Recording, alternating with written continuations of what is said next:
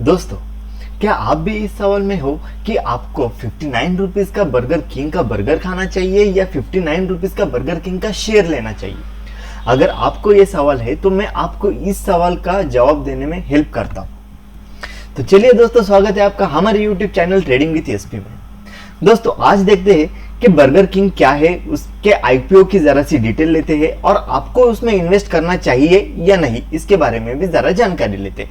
सबसे पहले तो हम बर्गर किंग के बारे में जान लेते हैं। बर्गर किंग जो है वो एक QSR है। अब QSR मतलब क्या?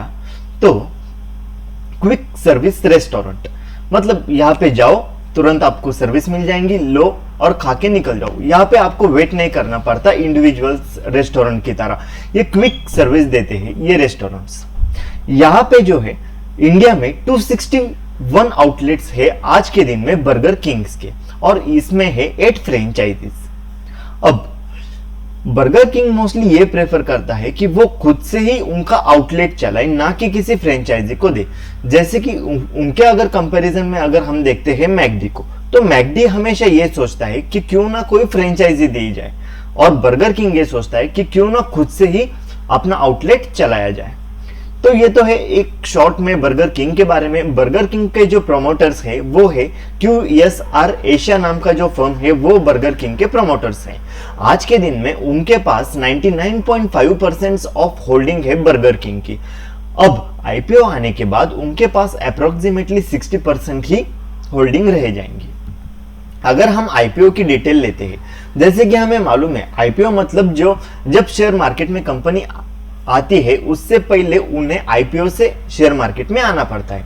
अब आईपीओ में कंपनी ने लाए हैं 13 करोड़ 50 लाख इक्विटी शेयर्स, जो कि काफी छोटी अमाउंट है वैसे देखा जाए तो। सिर्फ 810 करोड़ का ये आईपीओ है। अब जब आईपीओ की बात आई है तो उसके बारे में जरा से हम डिटेल जान लेते हैं। आईपीओ ओपन हो रहा है 2 दिसंबर से, क्लोज होगा 4 दिसंबर को। आपको अलॉटमेंट आ जाएगी 9 दिसंबर को। अगर नहीं मिले अलॉटमेंट तो रिफंड आ जाएगा 10 दिसंबर को, शेयर्स अकाउंट में आ जाएंगे 11 दिसंबर को, और कंपनी की लिस्टिंग डेट है 14 दिसंबर। अब हम अगर ये सोचते हैं कि कंपनी ने आखिर आईपीओ लाया क्यों, उनके पीछे उनका टारगेट क्या है, तो टारगेट कंपनी का ये है कि 2026 तक, मतलब आज इस साल से 6 साल आगे तक कंपनी को अपने 700 आउटलेट्स बनाने हैं, जबकि आज के डेट में उनके सिर्फ 261 आउटलेट्स है। तो इस हिसाब से अगर देखा जाए तो उनको 6 साल में अप्रोक्सीमेटली 500 आउटलेट उनको खोलने हैं, मतलब हर साल उनको अप्रोक्सीमेटली 73 आउटलेट्स खोलने हैं। अब ये आउटलेट्स खोलने के लिए वो पैसा कहाँ से लाएंगे, तो उन्होंने मेथड चूज की है कि आईपीओ से, मतलब कि शेयर मार्केट से वो पैसा रेज करना चाहते हैं 810 करोड़ रुपीज। अब ये तो हो गया उनका टारगेट, क्यों वो आ रहे हैं। अगर हम कंपनी के अगर फंडामेंटल्स देखते हैं, जैसे कंपनी के अगर हम लायबिलिटीज की अगर बात करते हैं, तो कंटिन्यूअसली कंपनीज की जो लायबिलिटी है वो कम हुई है और असेट्स बढ़ते रहे हैं। असेट बढ़े हैं कंपनी के और लायबिलिटी कम हुई है, पर फिर भी कंपनी जो है वो आज तक प्रॉफिट में नहीं आ सकी है।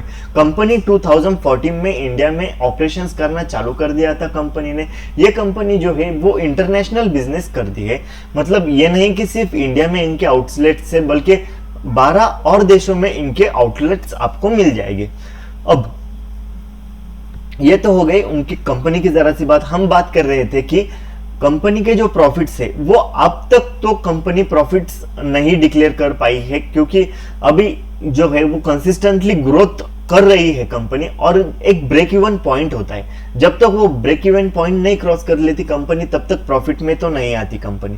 अब स्टार्टिंग में जब कंपनी है तो उनको थोड़ा बहुत लॉस तो लेना ही पड़ता है ब्रेक इवन पॉइंट तक आने के लिए।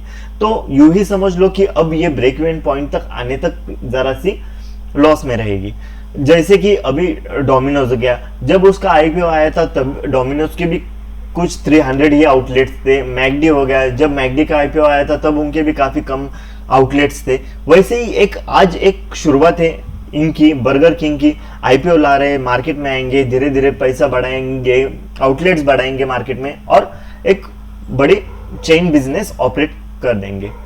तो अगर आप मुझसे पूछते हो कि हमें इसमें इन्वेस्ट करना चाहिए या नहीं, तो मेरे हिसाब से तो भी कंपनी के फंडामेंटल्स इतने कुछ स्ट्रांग नहीं है।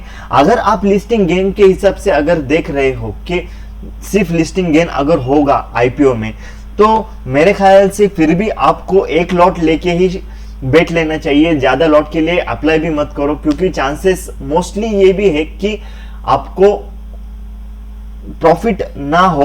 जी हाँ दोस्तों, प्रॉफिट ना होने के भी काफी ज्यादा चांसेस, 70% चांसेस तो ये है कि आपको प्रॉफिट नहीं होगा। और अगर आप लॉन्ग टर्म के हिसाब से अगर देख रहे हो तो कंपनी काफी अच्छी है, धीरे धीरे फंडामेंटल्स भी अच्छे हो जाएंगे, आप लॉन्ग टर्म के लिए इसे ले सकते हो। तो चलिए दोस्तों, आज के लिए इतना ही। आशा करता हूं कि आपको वीडियो पसंद आया होगा। अगर आपको वीडियो पसंद आया है तो क्या करना है, आपको वीडियो को लाइक करना है, कमेंट करना है अगर आपको कोई डाउट हो तो, और वीडियो को सब्सक्राइब और चैनल को सब्सक्राइब करना है दोस्तों। Thank you.